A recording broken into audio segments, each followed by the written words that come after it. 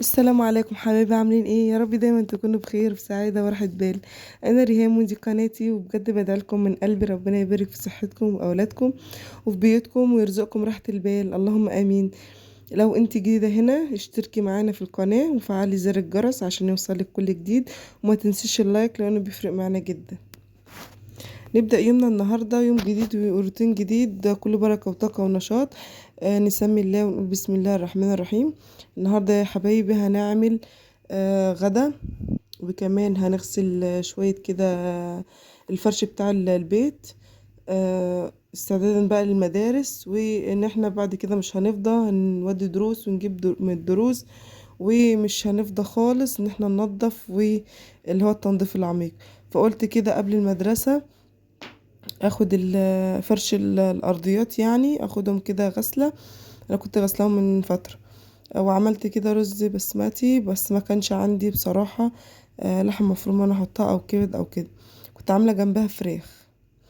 تمام كده.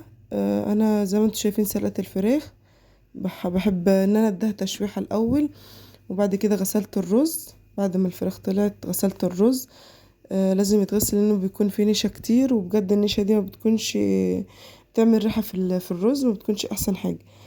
تمام، غسلت كده الرز وصفيته، ونزلت كده بشوية زيت ومعلقة سمنة، وشوحته كده تشويحة بسيطة، وهنزل عليه بالشوربة.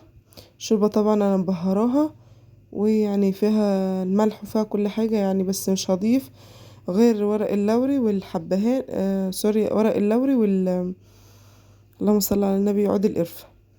تمام كده.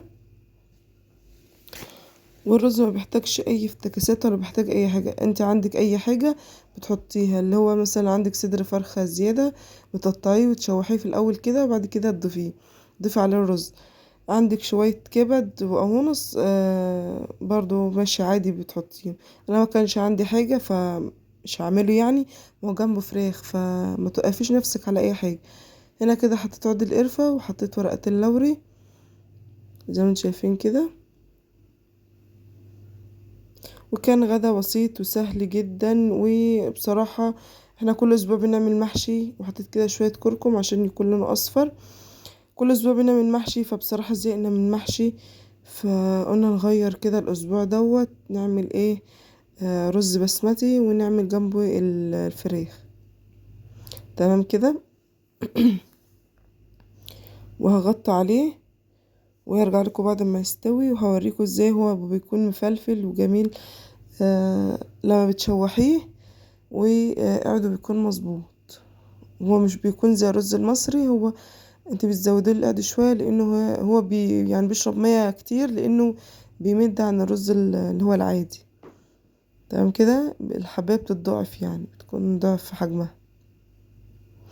وهنغرف كده الغدا، وهنحمر الفراخ مع بعض، و آم، هن هنتغدى كده، ونروح بقى لغسيل المشايات والحصيرة دي. انا كنت غسلاهم من حوالي شهر كده او اقل، لا اقل من شهر، حوالي اسبوعين او 3. بس انا عندي الترابة الناعمة دي بتبهدل عندي الحاجة، فما بتخليش حاجة على حالها يعني. زي ما انتوا شايفين، انتوا عارفين طبعا الحمام عندي صغير، فما بعرفش اصور فيه، فقلت كده هفرشهم في الصالة في جنب كده وهغسلهم. وبعد كده يعني هغسلهم كده على الناشف اللي هو شوية مية وشوية برسيل وخلاص، وهدخلهم بقى الحمام. هغسلهم تاني تحت المية عشان ينزلوا الصابون وينزلوا اي حاجة يعني مش كويسة فيهم. تمام كده. هما نوعا ما نضاف، ما فيهمش اي بقع ولا اي حاجة، هو بس التراب. علشان كده هتلاقوني اللي هو ما فضلتش اغسل فيهم وقت كبير لانهم ما فيهمش بقع ولا فيهم اي حاجة، هو التراب بس انا ما بحبش حاجة تكون عندي مطربة.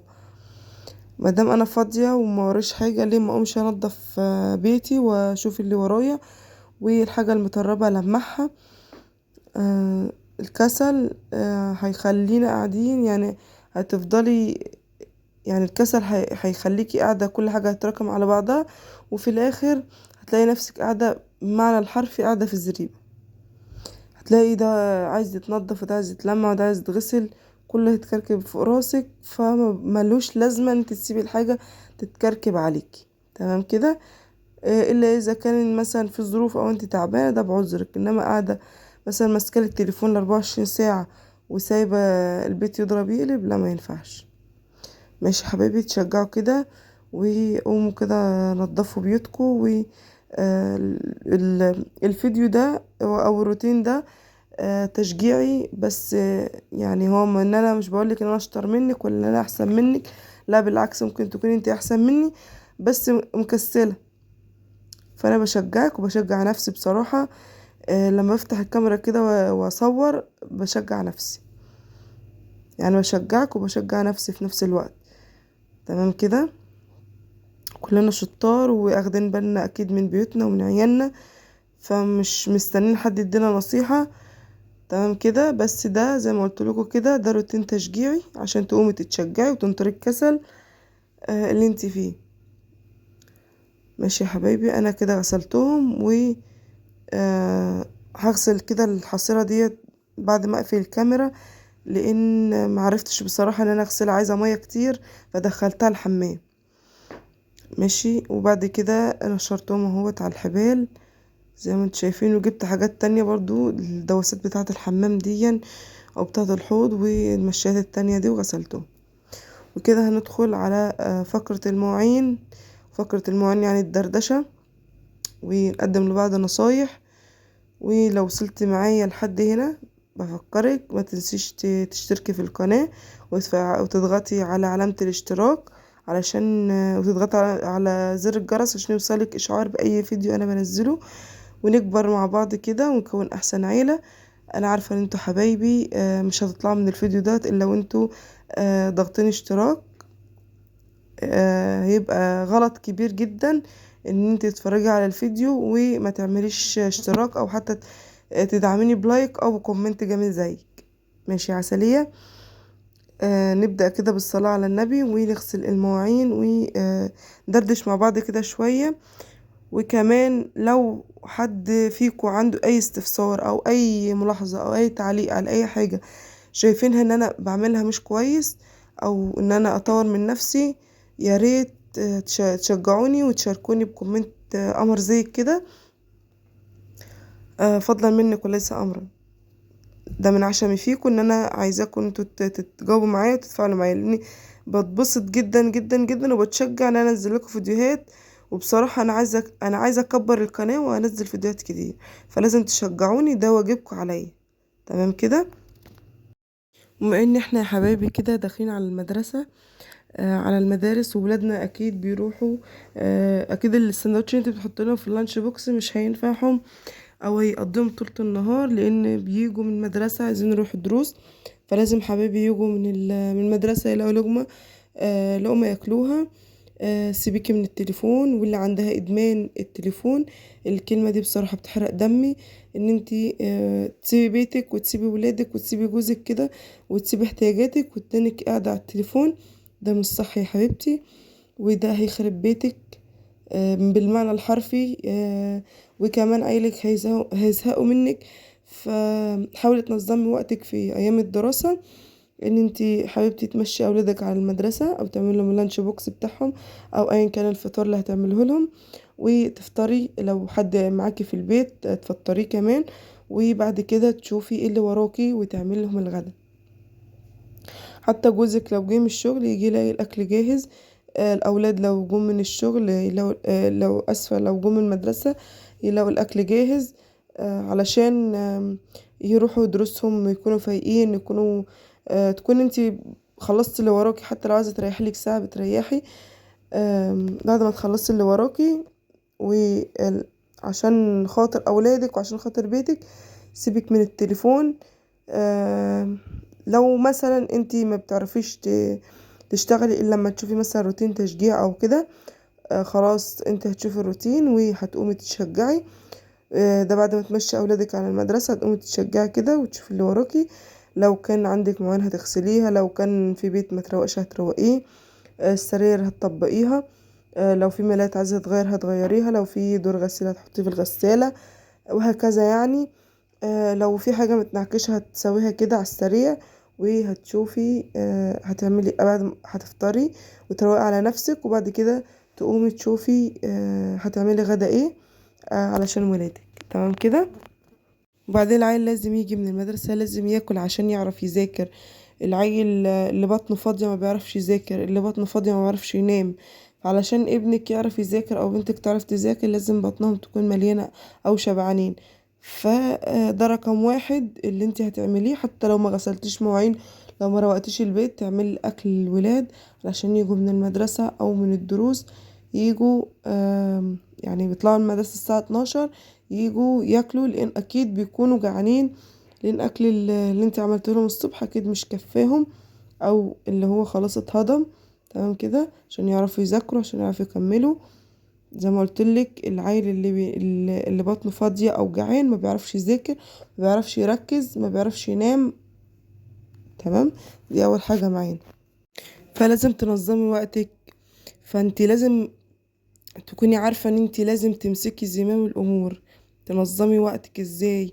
تدي نفسك كده المنت فوقي نفسك، اللي هو مش كل حاجة التليفون. انا اعرف ناس والله اعرفهم بجد، اول ما يصحى النهار اول ما يطلع النهار عليهم ماسكين التليفون، ما كانوش قاعدين على النت يكلموا صحباتهم، يكلموا فلان، يكلموا ويدخلوا يعملوا الغدا متأخرين. الشقة تتبهدل، الشقة تتدربك معاهم. انت مادام دخلت المطبخ والمطبخ محتاس واتأخرت فيه او اتأخرت في اعمال الغدا، طبيعي ان الشقة كلها هتكون لسه متعملتش، وعيالك هيجوا همدانين وتعبانين. والله اعرف ناس عيالهم بتدخل تنام من التعب لتاني يوم ما بيكونوش اكلوا ولا حطوا حاجة في بقهم من اهمال الام. فانت حبيبتي عشان ما تضيعيش ولادك ولا تضيعي بيتك لازم تنظمي وقتك، ولازم تعرفي انت هتعملي ايه وفي الوقت الهون، وتنظمي حياتك كده، ما تسيبيش كل حاجة سايحة على بعضها. تمام.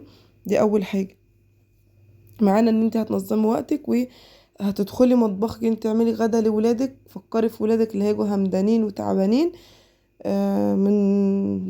من دروس من مدرسة لدروس لأيا كان، لتمرين، لأي حاجة هما بيعملوها. اليوم الدراسي ده بيكون يوم طويل وصعب جدا على الأطفال. تمام كده. وعليك انت كمان، بس انت كأم لازم تنظمي وقتك وتشوفي اللي وراكي قبل ما عيالك يجوا من المدرسة، علشان يلاقوا امهم موجودة وتعرفي تذاكري لهم بعد كده. تنظمي وقتك، اللي هو انت هتعملي غداكي اولادك هيجوا يكون البيت خلصان وغداك يتعمل، والاولاد يتغدوا. كنت هتنزلي حد الدرس ولا كده هتنزليهم هترجعي هتذاكري لهم. هتحسي بفرق لما يكون يومك منظم.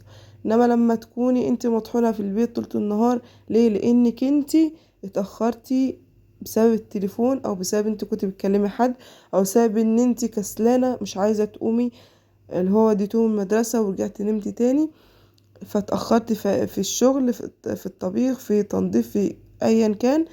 فمش هتلاقي وقت انت تقعدي مع اولادك تذاكري لهم حتى، او انت تقدمي لهم ابسط الحقوق اللي هم يستحقوها. تمام كده. ما نزعلش من بعض في الكلام اللي انا بقوله، علشان انا ام زيكم وهتشوفوا يومي. احنا لسه هنا عندنا الدراسة ما بدأتش، الدراسة عندنا تبدأ يوم 21/9 بإذن الله. ربنا يحيينا ويبقينا ان شاء الله. وهكون معكم من اول يوم، وهوريكم انا هصحى الساعة كام بإذن الله تعالى. ربنا يحيينا. وهوريكم غدا هيخلص الساعة كام، وده كله بالساعة. وهوريكم علشان انا عندي بنت ولازم هقوم اسرح لها، وكمان ان انا هلبسها، وان انا هعمل لها اللانش بوكس بتاعها، وهوديها كمان المدرسة، وارجع اشوف بيتي تمام كده، واعمل لها غدا برضو. فلازم تكوني انت ملمة ومدركة بكل اللي انت هتعملي في يومك اللي جاي. المهم يا قلبي ما تنسيش ان اي يوم في حياتك له قيمة، حتى لو كان مليان مشاكل. اضحكي على نفسك شوية وسيبيها على ربنا. كل حاجة بتعدي. يا ريت ما تنسوش اللايك والشير، واشتركوا في القناة عشان تكبر بيكم. بحبكم جدا، واشوفكم في فيديو جديد قريب ان شاء الله. مع السلامة يا حبايب قلبي، هتوحشوني جدا جدا. مع السلامة، اشوفكم في فيديو جديد وروتين جديد كله بركة وطاقة ونشاط. ويا ريت تكونوا استفدتوا من الروتين بتاع النهارده والنصايح بتاعت النهارده. ويا ريت تكتبوا لي تعليق، او تسيبوا لي لايك، وتكتبوا لي تعليق جميل زيكم كده. مع السلامة حبايب قلبي.